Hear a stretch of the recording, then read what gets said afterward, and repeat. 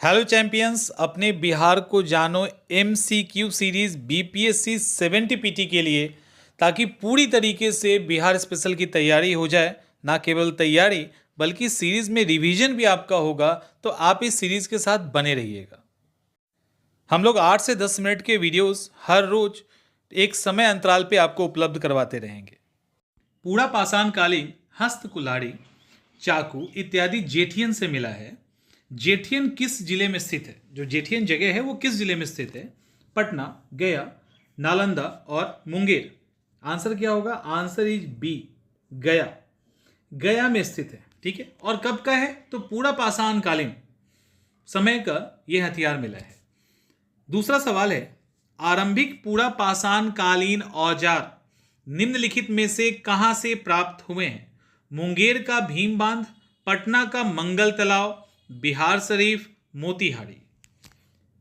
तो आंसर क्या होगा? पटना का मंगल तालाब होगा नहीं, बिहार शरीफ होगा नहीं, मिडावल पीरियड में ज्यादा था, मोतिहारी की संभावना नहीं है, मुंगेर का भीम बांध। यहां से बहुत कुछ मिला है, मुंगेर से बहुत कुछ मिला है, तो मुंगेर का एक गहरा रिलेशन है वहां से। आगे, बिहार में मध्य पाषाण काल 1 लाख से 40,000 ईसा पूर्व यानी BC के अवशेष बिहार में मिले हैं। मुख्यतः ये अवशेष कहां से मिले हैं? मेन कहां से मिला है? पटना, गया, नालंदा, मुंगेर। आंसर क्या होगा? इसका आंसर होगा डी, यानी मुंगेर। और ये जो टाइम था ना, जो मध्य पाषाण काल था, मेसोलिथिक पीरियड जो है, उस मेसोलिथिक पीरियड में जो हथियार बनते थे वो बड़े नुकीले टाइप के बनते थे, और उसके अलावा उसके ऊपर अगर ऐसा भी बनाना तो बहुत तेज धार हुआ करता था। तो इस तरह के तेज नोक वाले हथियार काफी मिले हैं, और मुंगेर इसका आंसर होगा। आगे चलते हैं। सामान्यतः 2500 BC यानी ईसा पूर्व से 1500 ईसा पूर्व के नवपाषाण कालीन अवशेष उत्तर भारत में मुख्यतः कहां से प्राप्त नहीं हुए हैं? चिरांद, चेचर, मुंगेर, सहरसा। आंसर क्या होगा? चिरांद का नाम खूब सुना है आपने, चेचर का नाम भी उतना ही सुना है, मुंगेर को तो छोड़ ही नहीं सकते। तो फाइनल आंसर क्या होगा? सहरसा। तो आंसर होगा सहरसा। सहरसा से नहीं मिला है, बाकी जगह से मिला है। चिरांद, एक चीज और ध्यान रखिए, इसको याद कर लीजिएगा, बार बार कंफ्यूज नहीं होना है जिनको नहीं याद है। चिरांद कहाँ है? तो सारण जिले में है। छपरा का नाम सुना होगा आपने अगर बिहार की तैयारी किए हो तो छपरा सारण जिले में। छपरा तो कोई जिला नहीं है। दूसरा चेचर, चेचर वैशाली जिले में है, और वैशाली में हाजीपुर एक जगह है। तो हाजीपुर जो है, ध्यान से सुन लीजिए, हाजीपुर कोई जिला नहीं है, वैशाली के अंदर है, वो जिला वैशाली है। छपरा कोई जिला नहीं है, सारण जिला है। और एक और चीज, सोनपुर मेला कहाँ लगता है? तो सोनपुर मेला कंफ्यूजन में लोग बोलते हैं, चूंकि हाजीपुर के रास्ते से जाते हैं या और भी रास्ते हैं, तो उनको लगता है हाजीपुर में लगता है, तो वैशाली में नहीं, वो जो लगता है वो सारण जिले के अंदर लगता है। ठीक है, ये ध्यान रखिएगा, जिला सारण होता है वो। बिहार का कौन सा स्थल संपूर्ण भारत में हड्डियों के उपकरण के लिए प्रसिद्ध है? हड्डियों के उपकरण के लिए चिरांद, चेचर, मुंगेर और सुल्तानगंज। आंसर इज ए, यानी चिरांद। अब एक बार दिमाग में याद करो, चिरांद किस जिले में है, चेचर किस जिले में है, अब मुंगेर किस जिले में, ये मत याद करने लगना।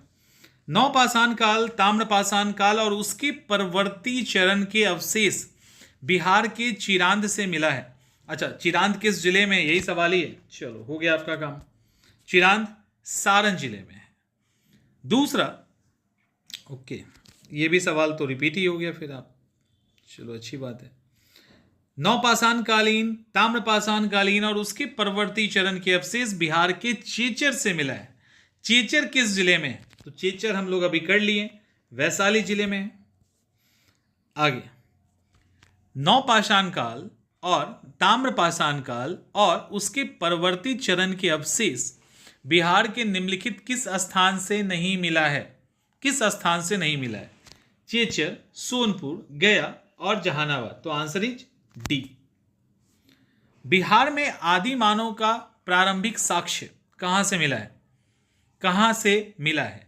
आंसर क्या है? ऑप्शन है नालंदा, मुंगेर, सीतामढ़ी और डी है ए एंड बी। तो आई थिंक कंफ्यूजन नहीं होगा आपको। आंसर इज डी, यानी नालंदा, डी नालंदा और मुंगेर दोनों है। आर्यों का विस्तार बिहार में कब हुआ? आर्यों का विस्तार बिहार में कब हुआ? उत्तर वैदिक काल, ऋग्वैदिक काल, प्राग ऐतिहासिक काल या सिंधु सभ्यता के दौरान?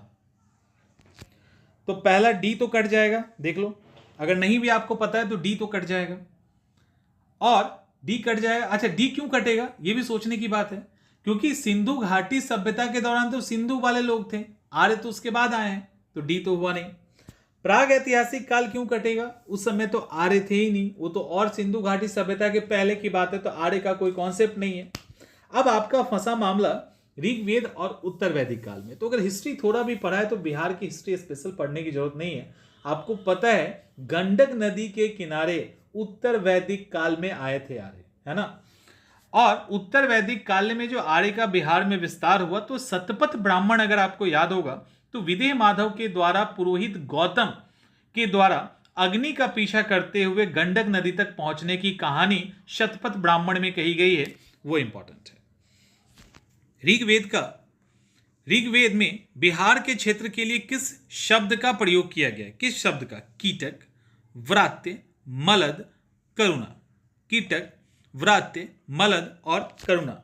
तो ऋग्वेद में कीटक शब्द का प्रयोग किया गया है बिहार के लिए। और कीटक क्षेत्र का उस समय का जो राजा था ना, उसका नाम था प्रेमगंध। जो उस समय राजा था उसकी चर्चा भी मिलती है ऋग्वेद में। और अथर्ववेद में बिहार को क्या कहा गया? व्रात्य शब्द कहा गया है। जबकि वाल्मीकि के रामायण में भी बिहार की चर्चा है। उस समय मलद और करुणा के रूप में बिहार के लिए मलद और करुणा शब्द का प्रयोग बिहार के लिए किया गया है। तो ये इंपॉर्टेंट फैक्ट्स हो गए।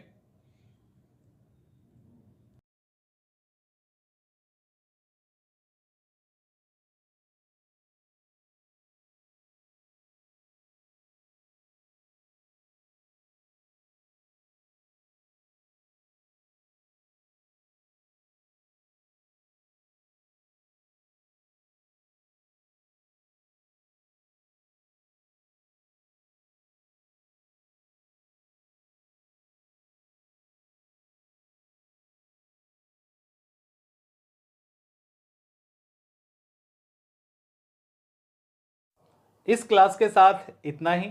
जल्दी ही हम दूसरे क्लास के साथ मिलेंगे, तब तक अपना ध्यान रखिए।